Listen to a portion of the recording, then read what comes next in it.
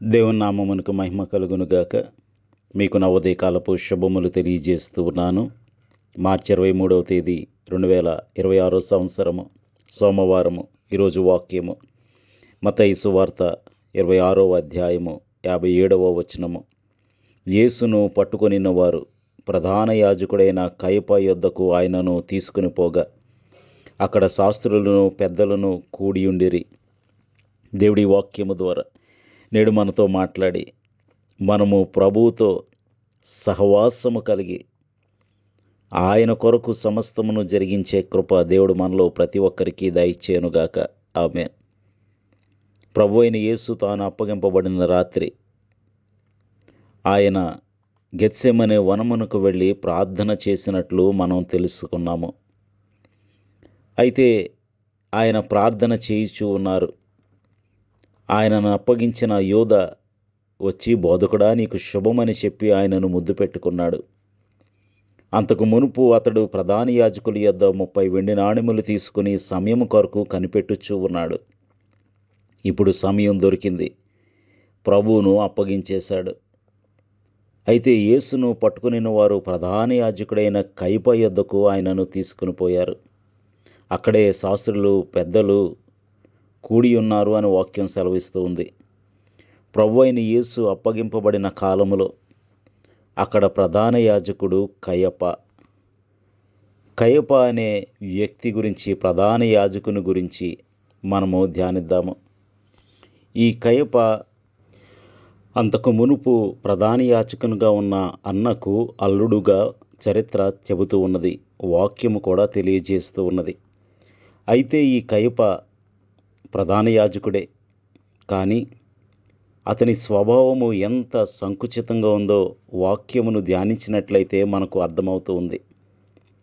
మత్తయి సువార్త 26వ అధ్యాయం 59వ వచనం ప్రకారం ప్రధాన యాజకులను మహాసభ వారందరూ యేసును చంపవలనని ఆయనకు విరోధముగా అబద్ధ సాక్ష్యము వెదుకుచుండిరి అని రాయబడింది. కాబట్టి ప్రధాన యాజకునిగా ఉన్నాడు, ప్రజలకు బోధించే పరిస్థితిలో ఉన్నాడు.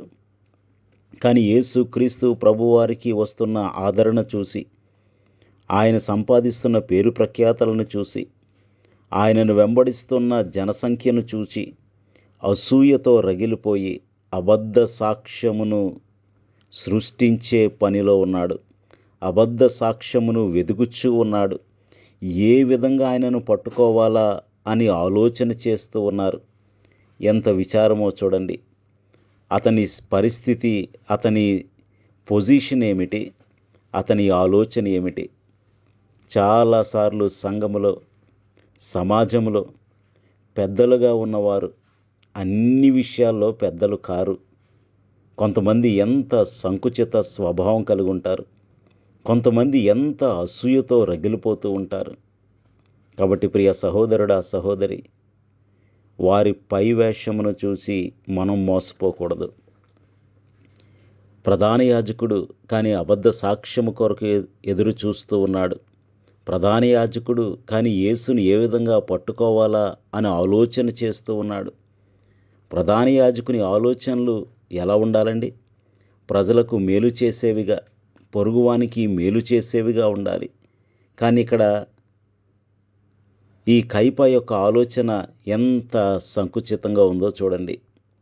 అంత మాత్రమే కాదు, కానీ రిలీజియన్ ఓవర్ రిలేషన్షిప్, దేవుని కంటే తన స్థానమునకు, తన అధికారమునకు ఎక్కువ విలువిచ్చాడు. తన అధికారాన్ని కాపాడుకోవటానికి, తన స్థానాన్ని కాపాడుకోవటానికి ప్రభు అయిన యేసును నిష్కారణంగా పట్టుకున్నాడు. అబద్ధ సాక్ష్యము వెతికాడు, అబద్ధ సాక్షులను సృష్టించాడు, అబద్ధముగా తీర్పు తీర్చాడు. ఇతడే ప్రభు అయిన యేసును పొంతు పిలాతునకు అప్పగించినది. సత్యం కంటే అధికారం కొరకు అతడు ప్రాకులాడాడు. అయితే ఇతడేం చేశాడు? ప్రధాన యాజకుడు యేసు క్రీస్తు ప్రభువును చూచి, నీవు దేవుని కుమారుడైన క్రీస్తు అయితే ఆ మాట మాతో చెప్పమని, జీవము గల దేవుని తోడని నీకు ఆనబెట్టుచున్నాను అన్నాడు. అందుకు ప్రభు అయిన యేసు అన్నారు, నీవు అన్నట్టే అని. ఇక ఆ మాటతో ప్రధాన యాజకుడు తన వస్త్రము చింపుకున్నాడు. వీడు దేవదూషణ చేసెను, మనకిక సాక్షులతో పని ఏమి అని. ప్రభు అయిన యేసు మీద దేవదూషణ అనే నేరము మోపింది ఈ ప్రధాన యాజకుడే. ప్రియ సహోదరుడా, సహోదరి, చూడండి అతని స్థితి ఏమిటి, అతని చేయాల్సిన పని ఏమిటి, అతడు చేస్తున్నదేమిటి. ప్రియ సహోదరుడా, సహోదరి, మనము కూడా పైకి భక్తి గలవారముగా ఉన్నామేమో, మన అంతరంగం ఎలా ఉంది? మన పదవిని కాపాడుకోవటానికి, మనకున్న కమిటీ మెంబర్షిప్ను కాపాడుకోవటానికి, సంఘములో పెద్దలుగా పరిచారకులుగా ఉండటానికి మనం ఇతరులను బాధ పెడుతూ ఉన్నామా? ఇతరుల మీద అబద్ధ సాక్ష్యములు వెతుకుతూ ఉన్నామా? ఇతరులపై అబద్ధ సాక్ష్యములు సృష్టించే పనిలో ఉన్నామా? ఇతరులకు మేలు చేస్తూ ఉన్నామా? కయప ఎంత పాపాన్ని మూటగట్టుకున్నాడో చూడండి. ప్రధాన యాజకుడై ఉన్నాడు. ప్రభు అయిన యేసును మెస్సయ్యగా గుర్తించలేకపోయాడు. ఆయన చనిపోయిన తీరును చూచి అన్యుడైన రోమా శతాధిపతి ఇతడు నిజముగా దేవుని కుమారుడని ఆయన గుర్తించాడు, గ్రహించాడు, సాక్ష్యమిచ్చాడు. ఎంతోమంది పేదలు ఆయనను నమ్మారు. మెస్సయ్య అని పేతురు ఒక జాలరి గ్రహించాడు, ప్రధాన యాజకుడు గ్రహించలేకపోయాడు.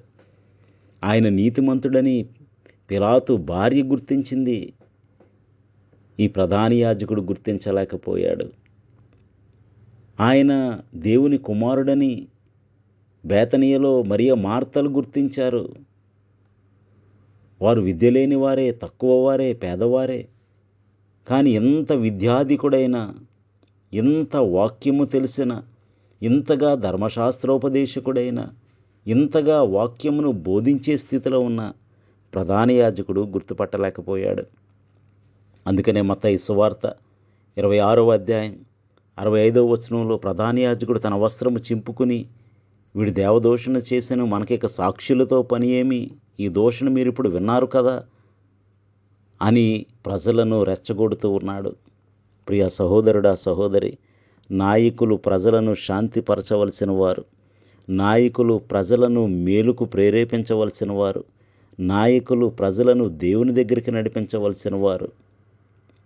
మనం కూడా మరి ఒక గృహములో తల్లిగా, తండ్రిగా పిల్లల మధ్య సమాధానాన్ని కలుగజేయవలసిన వారమై ఉన్నాం. పిల్లల మధ్య సంతోషకరమైన వాతావరణాన్ని కలుగజేయవలసిన వారమై ఉన్నాం. ఒకరి మీద ఒకరికి చెప్పటం, ఒకరి గురించి ఇంకొకరితో చెడుగా మాట్లాడటం, ఒకరికి పొసగకుండా చేయటం, ఇవన్నీ ఎంత విచారం. దానివల్ల ఏమవుతుంది? ప్రభువుకు లెక్క చెప్పవలసి వస్తుంది. ఇతడు ప్రధాన యాజకుడై ఉన్నాడు, ప్రజలను రెచ్చగొడుతూ ఉన్నాడు. ప్రియ సహోదరుడా, సహోదరి, ఇటువంటి నాయకులు మన మధ్య లేకపోలేదు. ఇటువంటి అసూయ చేత రగిలిపోయేవారు మన మధ్య లేకపోలేదు. ఎందుకు ఇటువంటి పరిస్థితి వస్తుంది అంటే, వారికి దేవునితో వ్యక్తిగత సంబంధము లేదు గనక. దేవునితో సంబంధము కంటే వారి పేరు ప్రఖ్యాతలకే, వారి స్థానములకే, వారి స్వఘనత కొరకే వారు ప్రాకులాడతారు గనక.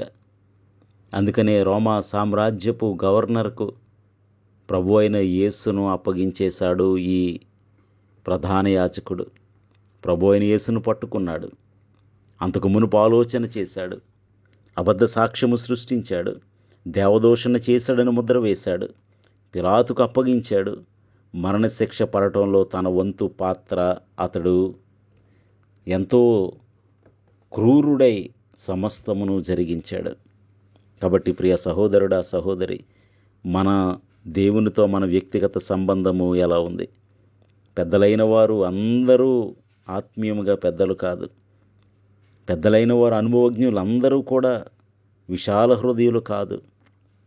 ప్రభు అయిన యేసును అప్పగించడంలో కయప ప్రధాన యాజకునిగా ఉండి ఎంతో ఘోరమైన తీర్పును తీర్చాడు. కాబట్టి ప్రియ సహోదరుడా, సహోదరి, మన జీవితంలో, మన సంఘాలలో ఇటువంటి వారు ఎదురవ్వచ్చు. ఆశ్చర్యపడొద్దు. అటువంటి వారు ఇప్పుడు ఉన్నారు, అప్పుడు ఉన్నారు. మనమైతే ప్రభు ఎదుట నీతిమంతులముగా, నిందారహితులముగా, నిర్దోషులముగా, బలా నమ్మకమైన మంచి దాసుడా అనిపించుకునేటట్లు మనం బ్రతకాలి. అతి ధన్యకరమైన జీవితము దేవునితో సహవాసము కొరకు, దేవునితో సంబంధం కొరకు సమస్తమును వెనుకకు నెట్టగలిగే ఆత్మీయ పరిణితి దేవుడు మనలో ప్రతి ఒక్కరికి దయచేయునుగాక. ఆమేన్. ప్రార్థన చేసుకుందాం. సర్వోన్నతుడును సర్వశక్తివంతుడైన మా ప్రియ పరలోకపు తండ్రి, జీవము గల దేవ, కయ్యప్ప ప్రధాన యాజకుడై ఉన్నాడు, ధర్మశాస్త్రోపదేశకుడై ఉన్నాడు, అనుభవజ్ఞుడై ఉన్నాడు. కానీ ప్రభు అయిన యేసుకు ఆయనను వెంబడిస్తున్న జనసంఖ్యను చూచి అసూయ చేత రగిలిపోయి ప్రభువా మరణశిక్ష విధించాడు. దేవదూషణ చేశాడనే ముద్రను వేశాడు. పొంతు పిలాతుకు అప్పగించాడు. అబద్ధ సాక్ష్యములను సృష్టించాడు. ఆలోచన చేశాడు. ప్రభువా ఎంత ఘోరంగా ప్రవర్తించాడు. ప్రజలను రెచ్చగొట్టాడు. దేవదూషణ అనే ముద్ర వేశాడు. కాబట్టి ప్రభువా, మేము అతి జాగ్రత్త కలిగి జీవించే కృప దయచేయండి. మా మనసులు, మా ఆలోచనలు, మా ప్రవర్తన, మా బోధలు సమస్తమును సమాధానకరంగా ప్రజలను నీ యొద్దకు నడిపించేవిగా, మా కుటుంబాలలో శాంతి, సంతోషము, సమాధానమును వర్ధిల్ల చేసేవిగా మా సమస్త ప్రవర్తన ఉండునట్లు సహాయం చేయండి. ఇటువంటి వారు మా జీవితాల్లో ఎదురైనప్పుడు, సంఘములో, సమాజంలో కనబడినప్పుడు, తారసపడినప్పుడు మేము ఆశ్చర్యపడకుండా నీకు అతి సమీపంగా జీవించే కృప దయచేయండి. మెటుకు నమ్మదగిన వారముగా, నీ చేత బడా నమ్మకమైన మంచి దాసుడు అనిపించుకునే వారముగా జీవించే కృప మాలో ప్రతి ఒక్కరికి దయచేయండి. రక్షక, 10th క్లాస్ పరీక్షలు రాయించిన పిల్లలకు జ్ఞానము, తెలివి, వివేచన, బుద్ధి దయచేయండి. ఎండలు ఎక్కువ అవుతుండగా నీ సన్నిధి తోడుగా ఉంచండి. యుద్ధ మేఘములను తొలగించున ఆయన సమాధానం దయచేయండి. మా వారు ఎంతోమంది గల్ఫ్ రీజియన్లో ఉండగా వారికి క్షేమము దయచేయండి. ఇశ్రాయేలునకు క్షేమము దయచేయండి. నీ సన్నిధి తోడుగా ఉంచండి. నీ కృపకు మమ్మల్ని మేము అప్పగించుకొనుచు యేసునామములో స్తుతించి వినయముగా వేడుకొనుచున్నాము తండ్రి. ఆమేన్. మీ అందరికీ నా వందనములు. ప్రభు పరిచర్యలో మీ సహోదరుడు దిలీప్ బాబు.